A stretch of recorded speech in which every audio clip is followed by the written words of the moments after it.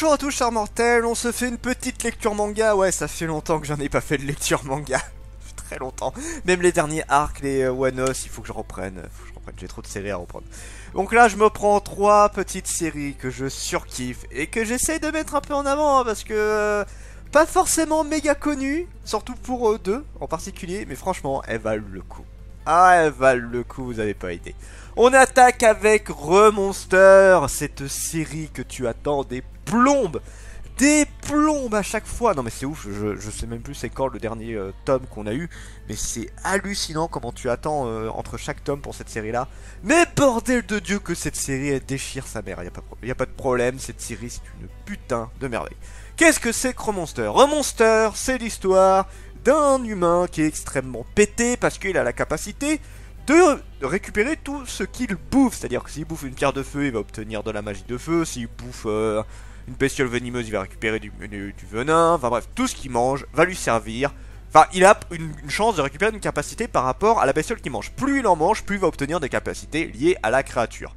Autant vous dire que c'est extrêmement pratique. Sauf qu'à un moment donné, il va se faire tuer par une jeune fille le mec était bourré, elle a utilisé une arme un peu spéciale contre lui. Bref, il n'a pas pu s'en sortir. Il s'est réincarné en gobelin.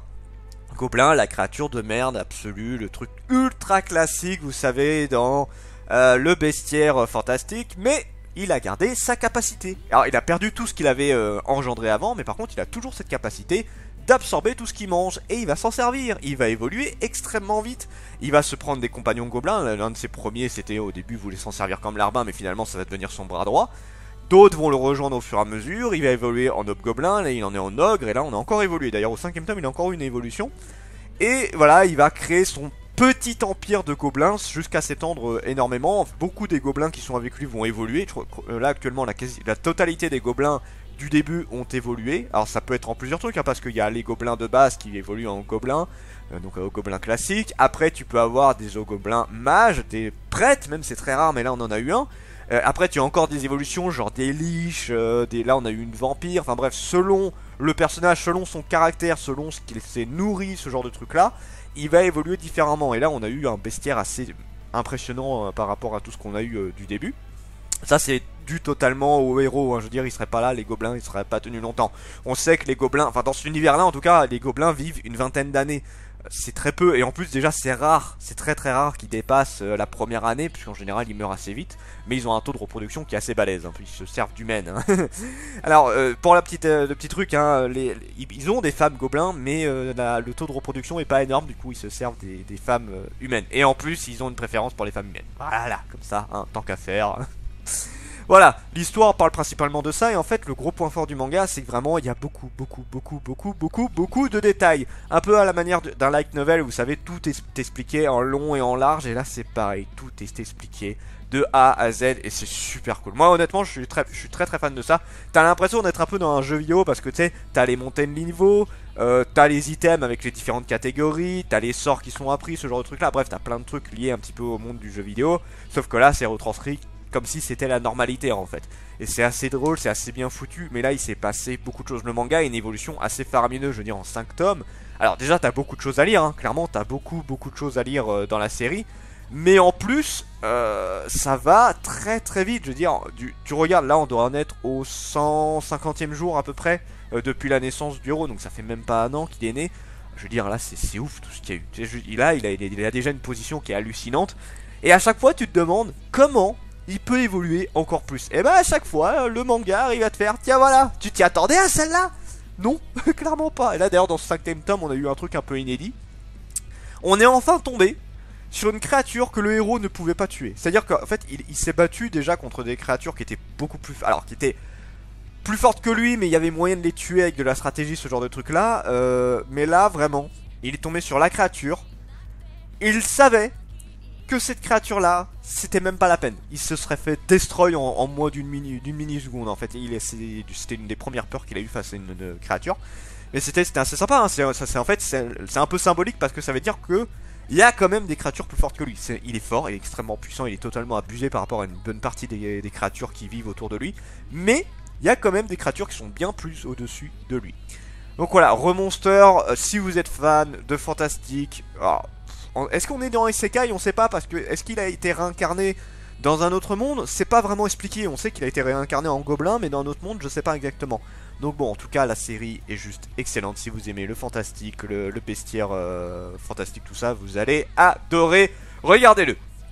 Je garde le meilleur pour la fin. Là, on attaque avec Gate 14e tome déjà. Et là, la question que je me pose, c'est que c'est toujours pas fini. C'est 16 tomes en cours au Japon. Et en fait, je me demande quand est-ce que ça va se finir. Alors, je veux pas que ça se finisse en soi. Ça peut continuer éternellement, il n'y a pas de problème. Mais en fait, là, on en est à un point où tu te demandes qu'est-ce qu'il y a encore à combattre au bout d'un moment. Je vais vous expliquer un peu. Là, en gros, l'histoire de base, c'est une porte qui a été ouverte en plein milieu du Japon, qui s'est ouverte et qui a déferlé des trolls, des orques, des humains, enfin des chevaliers voilà, du Moyen-Âge, tout ça, et qui sont arrivés dans le Japon et qui ont commencé à attaquer la ville. L'armée a réagi très vite et ont maîtrisé les gens qui ont attaqué, et ils ont du coup maîtrisé la porte. Ils sont passés de l'autre côté de la porte et ils sont arrivés dans un monde fantastique où il y a du coup des humains bien évidemment, des orques, des dragons, des wyrms, des fées, voilà, on a un peu tout le bestiaire qu'on a du monde fantastique, des loups-garous, tout ça. Et le truc c'est que, alors déjà il y a tout ce côté mystérieux qu'il y a à découvrir, mais en plus cet endroit regorge de richesses. Il y a du pétrole, il y a du gaz, il y a de l'or, il y a de l'argent. Alors l'or et l'argent c'est exploité par les gens de l'époque, mais le pétrole, le gaz, tout ça c'est pas exploité, c'est pas une ressource qu'ils connaissent, c'est pas une ressource où ils voient l'utilité. Ils ont même pas le moyen de le traiter de toute façon ce machin là. Mais pour nous, des gens de notre époque, c'est une mine d'or hallucinante. Et voilà, donc là, du coup, le Japon a un énorme bonus grâce à ça. Bien évidemment, ça va pas forcément plaire aux autres pays, la Russie, la Chine, tout ça. Les États-Unis, ils sont un peu en mode on aimerait bien en profiter un petit peu aussi, hein. Donc autant vous dire qu'ils vont un petit peu se faire la guerre. Alors, on n'est pas dans une guerre ouverte, on est dans une guerre un petit peu de pression en mode, voyez, ils essayent de faire des coups par derrière, tout ça, pour récupérer ça, parce qu'ils peuvent pas le faire officiellement, c'est pas possible, ils peuvent pas se le permettre. Et du coup, voilà, ils essayent de récupérer tout ce qu'il y a à l'intérieur. C'est super compliqué en soi. Et ensuite, tu as bien évidemment les gens dans la porte, donc Gate, où en gros, tu as ceux qui sont pour une paix avec les Japonais, et ceux qui sont contre, qui sont en mode non mais c'est mort, vous cassez d'ici, c'est notre monde, donc c'est à nous de le dominer. Donc voilà, tu as une guerre entre ceux qui veulent essayer de faire en sorte que voilà, on se calme, on reste en paix, tout ça, et les autres qui sont en mode c'est la guerre totale, sauf que bon, bien évidemment, c'est des chevaliers. Comparé à l'armement qu'on a militaire, que ce soit en France, Japon, tout ça, ils font pas le poids, hein, entre les tanks, les hélicoptères, les mortiers, les canons, tout ce que tu veux, les fusils de base, bref, ils font clairement pas le poids, ils s'en rendent bien compte. Et là en fait, là où on en est actuellement, on en est à un point où l'Empire s'est fait attaquer, et du coup, il reste pas grand chose, il reste l'Empereur, il reste des soldats quand même. Mais je sais pas ce qui reste à attaquer au bout d'un moment. Alors en plus le Japon fait pas ça de gaieté de cœur, hein, ils le font parce qu'ils ont pas trop le choix. L'empereur, le nouveau empereur en tout cas c'est un connard. Et il fait le con, il fait totalement le con je trouve. Et tu as aussi le héros, qui est un lieutenant, je sais plus, alors il fait partie des forces spéciales, qui va du coup se faire apprécier très rapidement du peuple qu'il y a dans ce monde là. Il va rencontrer Rory qui est une apôtre, donc presque c'est une divinité en soi. Il va rencontrer une elfe noire, il va rencontrer une humaine mage. Enfin, bref, il va rencontrer quand même pas mal de gens assez importants là où ils sont, qui vont devenir ses amis, et même si on sait qu'ils ont des sentiments envers lui, hein, ça qui est assez rigolo. Voilà, c'est très drôle. La série est extrêmement drôle, on a des côtés extrêmement sérieux également. C'est une super bonne série. Pas encore une fois, si vous êtes fan de fantastique, moi je suis méga fan de fantastique, je pense que vous vous en rendez compte à chaque fois que je présente du fantastique. C'est vraiment génial, c'est putain de bien, regardez-le, c'est génial. Ça évolue toujours aussi bien, ça évolue toujours aussi bien. Et on finit avec mon petit chouchou de cette année. Voilà, si un jour je dois présenter si je dois présenter tout ça, si je dois présenter des titres de 2020 qui m'ont vraiment marqué, t'as Sexy Cosplay Doll. Ah, Sexy Cosplay Doll, putain de merde. Mon dieu, mon dieu, mon dieu, mon dieu, que cette série elle est cool. Là, je sais qu'il y en a une en regardant cette vidéo, elle va faire un grand sourire en mode ouais, vas-y, parle de cette série. Eh bien, je ne parlerai pas de cette série, oh, je déconne. Alors, du coup, Sexy Cosplay Doll, une super. Alors, en plus, c'est con parce que ce manga-là a quelques soucis. Alors, je vais expliquer soucis pour des nouveaux lecteurs. Je vais expliquer pourquoi. Alors, déjà, pour l'histoire de base, c'est un jeune garçon qui est fasciné par les poupées japonaises, vous savez, qui sont façonnées, qui sont super belles, hein, c'est des œuvres d'art en soi. Et lui il est fasciné par ça, son grand-père tient un atelier pour fabriquer ces poupées là et il aimerait bien en faire son métier, voilà, c'est son objectif, sauf que malheureusement C'est un peu le problème qu'on a même en France, hein, toi, là c'est comme s'il jouait avec des poupées, et du coup il est mal vu, il était notamment mal vu par une de ses amies d'enfance, qui lui disait ouais c'est une activité pour filles, pourquoi tu fais ça, je te trouve bizarre, t'es chelou, tout ça. Ça l'a marqué, ça l'a profondément marqué, il a mal vécu, et du coup maintenant il est extrêmement timide, il est extrêmement réservé, il parle pas de sa passion à d'autres, à part son grand-père, personne n'est au courant, et à un moment donné, il était en train de s'occuper de ses poupées justement dans la classe, et tu as une jeune fille qui va s'en rendre compte, qui va le découvrir, mais elle est pas du tout dégoûtée, au contraire elle est en mode putain mais c'est génial ce que t'es capable de faire, est-ce que tu veux pas m'aider pour faire un cosplay? Parce qu'elle est extrêmement fan de cosplay et notamment d'animé, et du coup elle est pas très douée, elle est pas douée pour le cosplay, elle a l'argent pour, mais elle est pas assez douée pour faire la couture tout ça, et du coup elle va lui demander voilà est-ce que tu peux m'aider pour ça? Et lui en même temps bah ça va l'aider à confectionner de nouvelles poupées, parce que en gros quand même, alors même si le cosplay et les poupées n'ont pas grand chose à voir, c'est quand même des travaux minutieux, parce qu'il faut prendre les mensurations de la personne, il faut faire en sorte que la tenue colle parfaitement au personnage de l'animé, mais en même temps que ça aille à la personne. Donc au final quand tu vois que tu dois habiller les poupées japonaises tout ça, ça l'aide à être plus minutieux dans son travail. Donc voilà, et en même temps c'est un petit peu sa première amie. Donc c'est super bien. Bon bien évidemment on s'en rend compte rapidement, ça part très rapidement en love.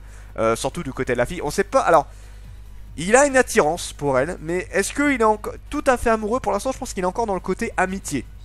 Elle par contre elle est vraiment en train d'arriver en love total sur lui, et c'est très marrant à voir, c'est super agréable.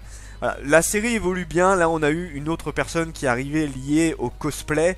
Donc là on a, enfin deux personnes, en soi deux personnes, mais c'est vraiment une qui est liée réellement au cosplay.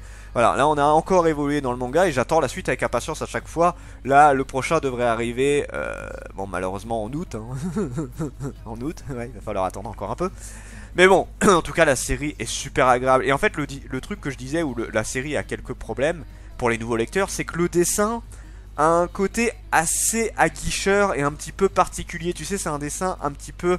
bah là je vous mets des images qui arrivent à l'écran de toute façon depuis tout à l'heure. C'est des images un peu particulières. Le manga est très bien, hein, et le problème c'est que c'est un style de dessin qui va pas forcément plaire à tout le monde. Et ce qui est dommage, parce que le dessin moi je le trouve bien, et l'histoire est juste super cool. Alors il y a un peu de ecchi dedans, c'est pas le centre du manga, mais il y a un tout petit peu de ecchi. Des fois tu vas avoir une culotte à droite à gauche, mais voilà, c'est pas le but premier du manga, on est clairement loin de là. Sauf que quand tu vois le manga, forcément t'as l'impression que c'est que ça, et c'est un petit peu un défaut. Donc ne vous arrêtez pas à ça, ne vous arrêtez pas à ce putain de détail. Allez plus loin que ça et regardez cette série, c'est une putain de bonne histoire, c'est super agréable à lire, et franchement bah je le redis, mais ça fait partie de mes coups de cœur de 2020. J'ai plus de souffle. Excusez-moi. Donc voilà, ça c'était pour les lectures manga. Bon, en ce moment je peux pas m'acheter max de manga, ça va revenir dans pas trop longtemps. Mais bon, en tout cas, je suis content de pouvoir vous présenter encore quelques titres. Sur ce, c'était Dragmar, et je vous dis à la prochaine, chers mortels.